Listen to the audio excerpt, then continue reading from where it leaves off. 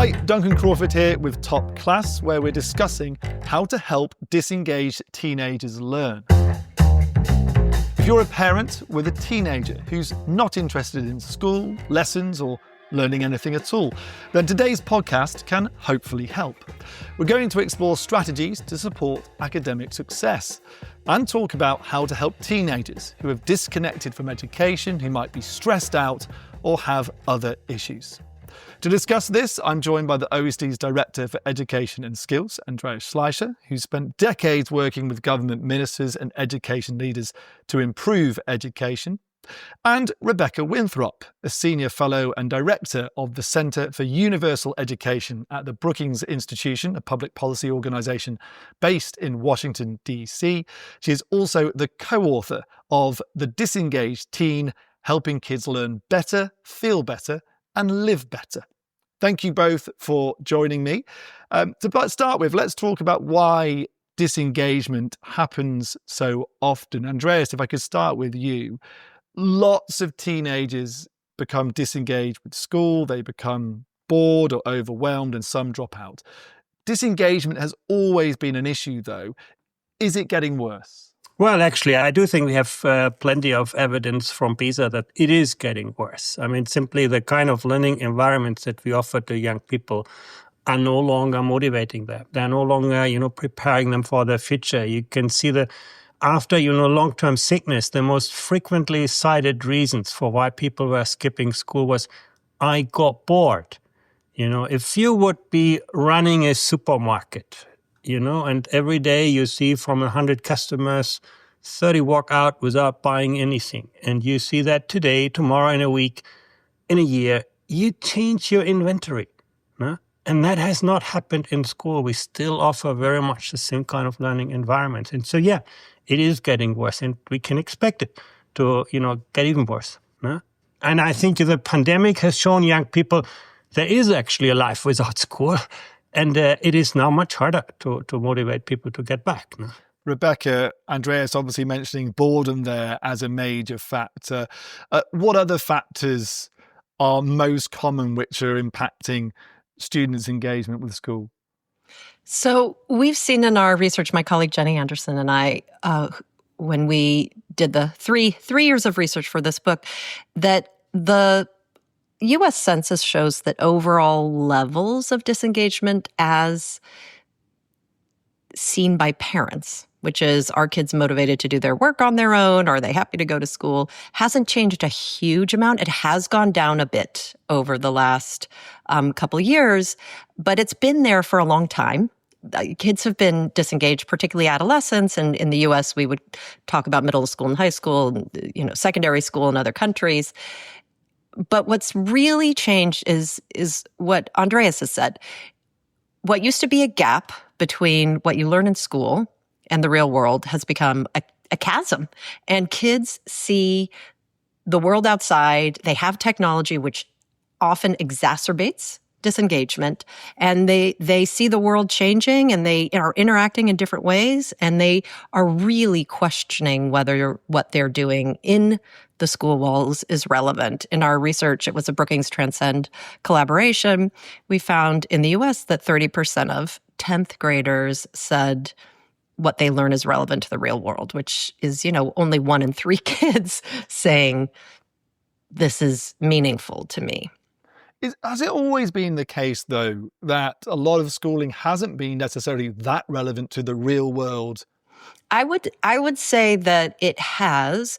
And part of what has shifted is you can no longer coast through school and get the competencies and skills you need to really thrive post-secondary in work or in higher education. So if you look in the US, which is where the bulk of our research was done, several decades ago, employers were really hiring on strong literacy and strong numeracy skills.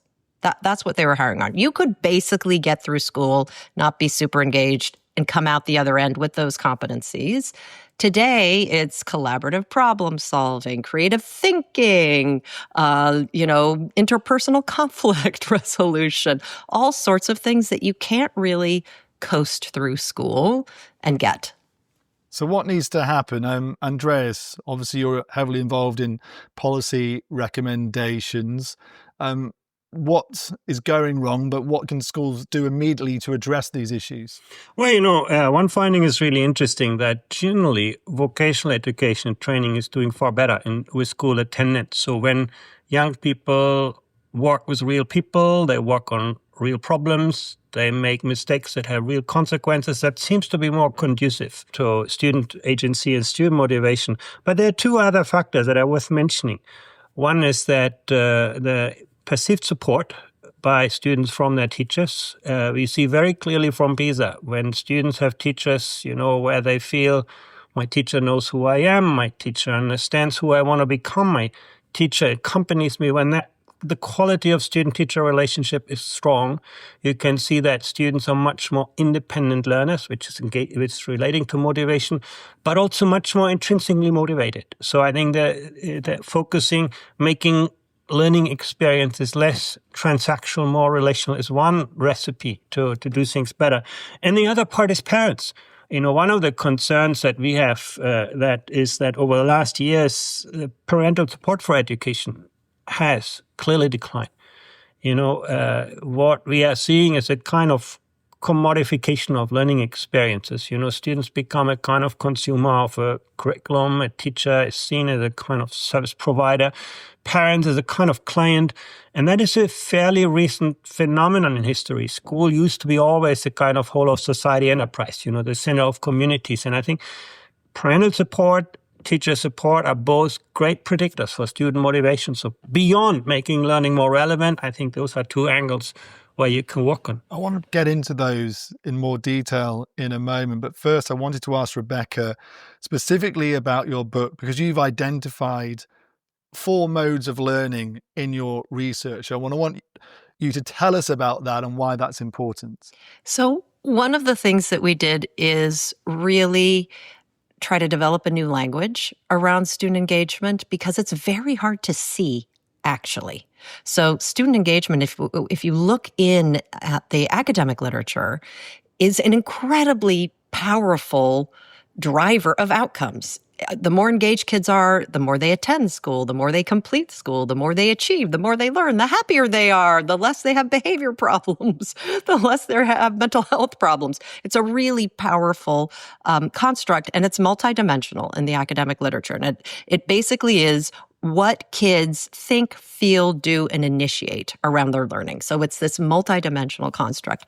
Incredibly hard for an individual teacher to see when you use that academic construct. So, and or a parent. So adults are really good at seeing one dimension, the behavioral component of engagement. Are kids going to school? Are they sitting in class? Are they doing their homework? Are they, not interrupting, facing forward, looking like they pay attention?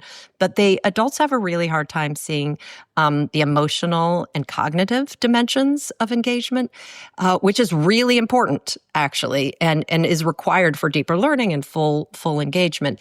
So we wanted to try to create a language that made it easier for teachers to see and for parents to see engagement. And so what we developed after lots of research was the 4 modes. So kids are in passenger mode. These are the kids who are behaviorally engaged. They're showing up in school, but they've dropped out of learning. They're not deeply cognitively engaged. They might like going to school to see their friends, but they're not necessarily emotionally engaged with their learning, as in their interests. They're not super interested in it, don't find a lot of joy and meaning. Then you have kids in achiever mode. These are the kids who are trying to be the best at every hoop that's put in front of them. And these kids are behaviorally engaged. They're showing up. They're cognitively engaged, as in they're doing self-regulated and deeper learning strategies around their learning. But we found that a whole bunch of those kids in achiever mode were not emotionally engaged. And these are sort of the unhappy achievers. And interestingly, we found pretty high levels of mental health problems in kids who are in unhappy achiever mode. They are pretty fragile learners, actually. They are risk averse. They feel very stressed. They feel a lot of pressure, back to what Andreas talked about, the commodification or competitiveness of schooling. And then you have kids who are in resistor mode. These are the kids dubbed the problem children. They're withdrawing, they're disrupting their learning. They might be class clown. They might not submit their homework. They might start skipping a class here or there. And then we actually do have, in many countries, a big problem with school refusal and chronic absenteeism.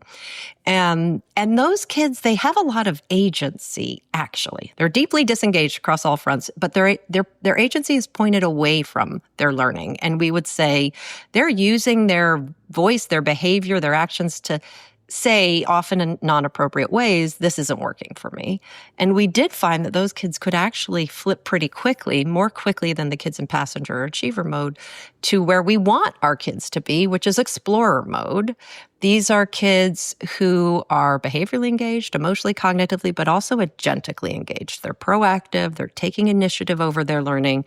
It's the kid who has a science class around extreme weather, gets super excited about tornadoes, comes home, and the parent says, "How was your day?" And they just start talking about tornadoes and go start researching tornadoes online. They are taking initiative, undirected, around something they're curious about. And in our survey in the US, we found, which was over 65,000 students, we found that less than 4% of secondary students, middle school and high school students, said that their learning experiences in school regularly let them explore. So I think that is a huge reason also why disengagement grows as kids get older. So much to get into there, Rebecca. To pick up on one of the points you made there with Andreas, how big a factor are mental health issues, Andreas? Is there much of a relationship between student disengagement and mental health issues? We don't have so good measures on mental health. I think what we can see is, things like student sense of belonging. Students, whether they feel happy with their life, whether they feel, school is a place where they make friends. And I think those factors clearly relate to student engagement. Ownership of learning strategies, we see very clearly where students feel that, they have that sense of self-efficacy. I encounter an unsurmountable problem, I'm going to find my way through this. Where they own their learning processes, you see that at least the cognitive and emotional parts of engagement are really very positive. But the mental health is very hard to capture. No. And Andreas, you're talking about mental health in PISA, right? Because, Duncan, there is a bunch of instruments amongst the academics who do research on student engagement, and there is an absolute correlation with student engagement and mental health. The question is, what is the driver? So sometimes there's a death in the family, or something quite serious outside of the school. Kids' mental health is impacted, and it makes engagement less. Sometimes kids become less engaged at school. They feel less competent. They feel a sense of meaningless boredom, and then that causes sort of a reduction in mental health. So it can go both ways, but they are absolutely correlated. One of the things that we see from our survey on social emotional skills and also from PISA is how important school is a place for mental health and well-being. You might think, we look at 15-year-olds. You might think, at age 15, the last place that makes you happy is your school and your teachers. But actually, when you look at all of the factors that we measure, they rank after parents right at the top. School is an incredibly powerful force shaping, your mental well-being. So you can see how influential that can be in shaping both, cognitive and emotional outcomes. I just want to underline that because I think it's an incredibly important point, and we found it absolutely in our research for the book, which was how kids feel about school shapes how they do in school. And it's as simple as that. And we found that in the US, 75% of third graders say they love school. And by the time it gets to 10th grade, it's flipped. Only 25% of 10th graders say they love school. And it's basically just a straight downward shot from the minute kids turn 8, 9, or 10. And it's not a perfect proxy for levels of engagement, but it's pretty close. I mean, that's a fairly damning statistic, obviously, Rebecca. If it's not always obvious, and sometimes it's difficult to realize that a teenager is becoming disengaged with learning, what are the signs which parents and teachers should look out for if it's not necessarily easy to spot? I think that our goal with developing the 4 modes of engagement is for parents and teachers to be able to see which mode kids are in. And kids do move between the modes. These are not identities, but they can be in explore mode in one class and resistor mode in another, or oftentimes what we saw, frankly, was passenger mode in school and explore mode in extracurricular activities or activities maybe around the school, but not in core academic classes. And what you need to do is sort of adjust your intervention, so to speak, based on where a kid is at. So what you don't want is kids to get stuck in either passenger, achiever, or resistor mode. And so it becomes an identity. So for kids in achiever mode, one of the big problems there when they get stuck is fear of failure. Their self-worth is tied to being an achiever and getting perfect grades, and they're striving not just for excellence, but perfection. So you really need to help them take small risks, build up their resilience, work on productive struggle. Kids in passenger mode, one of the big things that happens when they get stuck in passenger mode and it becomes a bit of an identity of like, I don't care about school, I'm not going to try. They really often need a spark. They need to find something that deeply interests them in or outside of school. And parents and teachers need to let them run with it as long as it's not hurting themselves or others. Really flourish that. The research on interests is massive, and it really increases attention and motivation and all sorts of good things and supports and spills over into other parts of their lives. And then kids in resistor mode, you really have to figure out why they're resisting. It could be neurodivergence. It could be a deep bullying. It could be overwhelmed. They got behind and don't feel they can get out. So you need to really connect before you correct. There should be, consequences for misbehavior, of course. But what we often do is just run in as parents and educators with the consequences first, without asking why are they doing this to begin with, because they need that underlying issue solved before they can move forward. Andreas, on that topic, are there particular programs or places where you've seen they've been particularly successful in this area in re-engaging disengaged teenagers, where others could learn from those practices? Yeah, the organization of learning itself makes a big difference. The question is, how much time do teachers actually have to relate to students, not just in the classroom setting, but also outside the classroom setting. And some education systems, if you go to Denmark and Finland, you'll find 30% of instruction time, devoted to the relationship with students outside the classroom setting. It could be, supporting and learning. It could be social emotional support.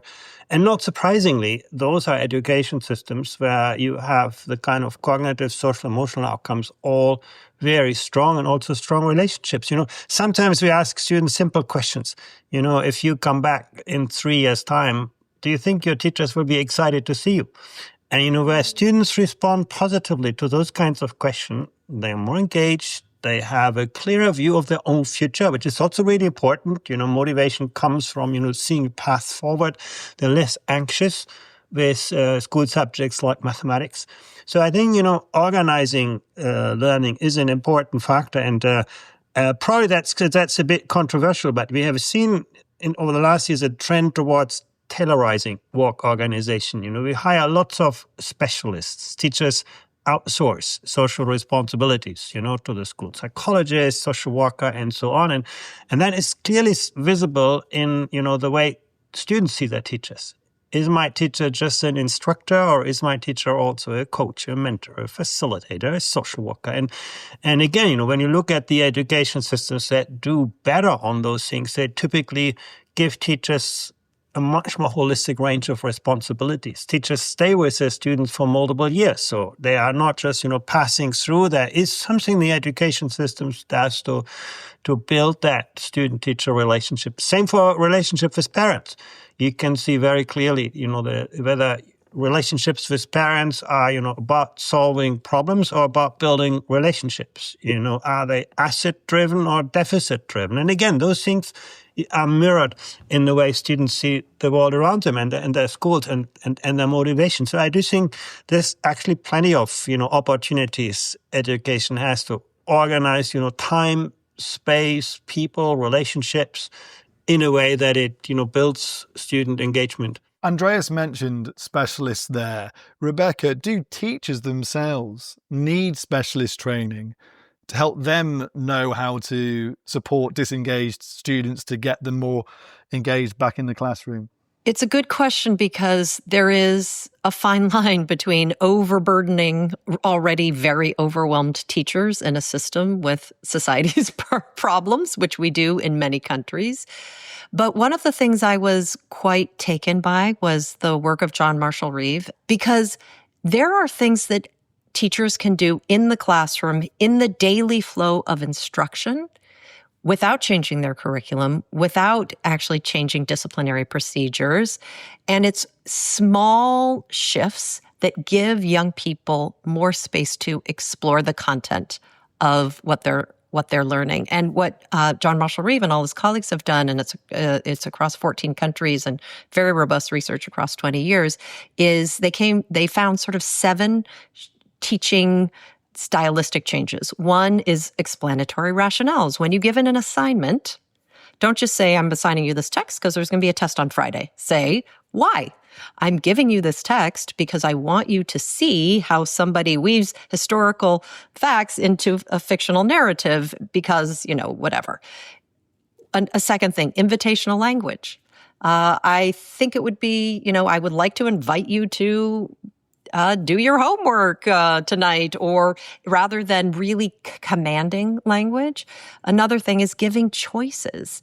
And it doesn't have to be massive, but here's 3 different ways you could do your homework tonight, 3 different options. And that right there makes kids have to stop, reflect for a second, and think, ooh, what is more interesting? What do I want to do more? That all of a sudden engages them a little bit.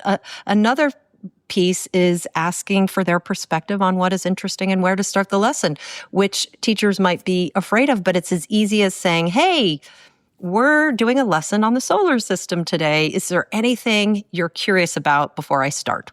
Because again, they pause, they reflect, they have to engage to say what they're curious about. So again, small shifts inside the classroom we've seen make a really big difference for how engaged kids are. Really interesting hearing those shifts you recommend for teachers. Andreas mentioned parents earlier. They've come up a few times. Andreas, to come back to parents for a moment, you can have supportive, engaged parents who are committed to teaching and supporting their children. But some of those kids, they can still become disengaged. They can still drop out despite everything the parents do. So what recommendations to give to parents? What shifts, using Rebecca's language, can they make?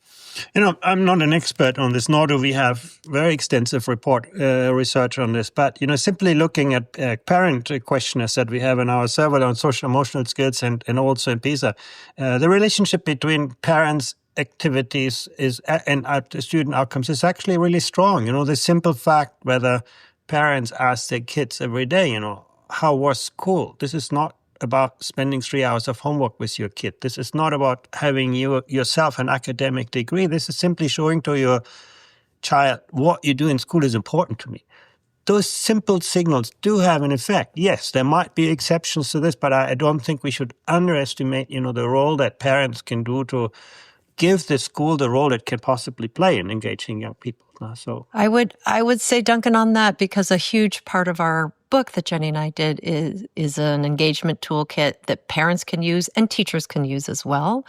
And some of the main things to build off what Andreas said are parents asking not just about the performance of their kid, but the content of their learning. So not just how did the math test go, but, what are you learning in math? And then making connections to why it might be relevant in the real world. This piece around relevance, parents can be a bridge for that. The other thing that parents can do very, very well is model curiosity. This is actually one of the most powerful things for young people is, and John Hattie calls it parents being their child's first learner versus their first teacher. How learning is modeled at home. It's excitement, it's thrilling, you can follow your interests and learn more, and the energy you get from that is all, established early on at home. And that model of why learning is exciting and good can hold kids for a long time. Friends of mine have teenagers, and I'm paraphrasing here, but I swear they would say their main solutions to dealing with their children in any way is to threaten a punishment or to try to bribe them. Now, Rebecca, do you recommend either of these strategies? Well, I have teenagers, and I have been known to do that also, mainly because once kids get to hit adolescence, their goal in life, as they should be, is to learn to forge their own identity, stand out to fit into their community, and separate from us. So it is a process that is developmentally natural, but it means that we, parents, have to shift our approach. And one of the things that I was chagrined to see when we did this research was that nagging really doesn't work. And this, again, comes from many, many folks, but John Hattie pulled it together beautifully in his second edition of Visible Learning, where, surveillance and nagging, kids do worse. And we delved into the research and we looked at some research around this with neuroscientists. Basically, when kids hear their mother's, it could be their father's voice that is critiquing them, it literally shuts down the problem-solving part of the brain. And there is a sort of nagging procrastination cycle that almost every family we interviewed got stuck in, where kids aren't doing their work, so the parent has to nag, they have to pressure them, and this makes kids more anxious and have a stress response to the task at hand, and so they procrastinate more. So we really say, stop doing that. Instead, try to help them make a plan to get their work done. What's your plan to do it? It will not work in 2 seconds. It will not change your life in one day. But over time, it will. And you're going to have to then let your kid take small risks and maybe fail a little bit. We're not saying drop out of school, but if you make a plan to study for the math quiz and you don't study for the math quiz and you do poorly the next day, that's data that they are going to have to internalize, and then you can help them reflect on how to plan better next time. Okay, so if nagging doesn't work, I guess the key question left over from that prior question, Andreas, is does the OECD recommend bribery as a policy to support disengaged students? Well, I guess, learning is all about incentives. The question is, I think, whether that bribery leads to deeper understanding of why I should be learning. And I think if you do not understand the why, the what alone, neither bribery nor nagging will do much of a difference. But, I actually think you can do a lot to explain kids, this is important for you. You can show them, how this relates to their future. You can model that. I think you have a fair amount of, opportunities here. There is definitely evidence that a little bit of extrinsic motivation can get kids going, but then you should not sustain it forever because it will sort of decrease their motivation. Rebecca, looking to the future, are there any policy changes that you would like to see brought in? Yes, I would like to see kids being given a lot more opportunity to explore in school. This could include really helping train teachers on some of those agentic engagement approaches in the work of John Marshall Reeve. I would also really like to see young people being able to pursue their interests in extracurricular activities, even if they're struggling academically. This is perhaps not in every country, but in a lot of countries, you don't get to be part of Model UN or play on a sports team or get the more interesting, deeper, and rich learning activities if you're really struggling academically. But often it's those experiences that the kids who are disengaged and struggling the most need to re-engage. Okay, and Andreas, what about you looking forward to the future, particularly with new technologies and AI and things? Is there anything you think schools should be doing in terms of using technologies to re-engage students in learning? It's a double-edged sword. Actually, so far I would say, we see perhaps more negative relations between technology intensity and particularly engagement and motivation. But that could change. I do believe that learning technology has the potential to make learning more interesting, more engaging, more, you can take greater ownership over what you learn and how you learn and where you learn and when you learn. Why would you listen to a teacher explaining the results of a scientific experiment where you can do that in a virtual laboratory? So I think there's plenty of possibility to make learning more granular, more adaptive, more interesting for young people. But I don't think there's an automaticity, that could make learning also more transactional, more, scripted. And I think we're seeing both sides of that. I do believe it comes back to the relationship that you have with the educator. How are teachers using those kinds of tools? Do we do that in an intentional way that actually fosters student engagement, fosters student learning, fosters student ownership over learning? Or does it make learning, more passive, more receptive? And I think, it could go both ways. Okay, well, thank you to both of you for taking the time to speak to me. That was Andreas Schleicher, OECD's Director for Education and Skills, and Rebecca Winthrop, the Director of the Centre for Universal Education at the Brookings Institution and co-author of The Disengaged Teen, Helping Kids Learn Better, Feel Better and Live Better. Thank you both for taking part. Thank you. And that's it for now. Please subscribe to the podcast to make sure you don't miss an episode in the future. Thanks again to all you listening at home or wherever you are listening, and join us again for another episode of Top Class soon. All the best.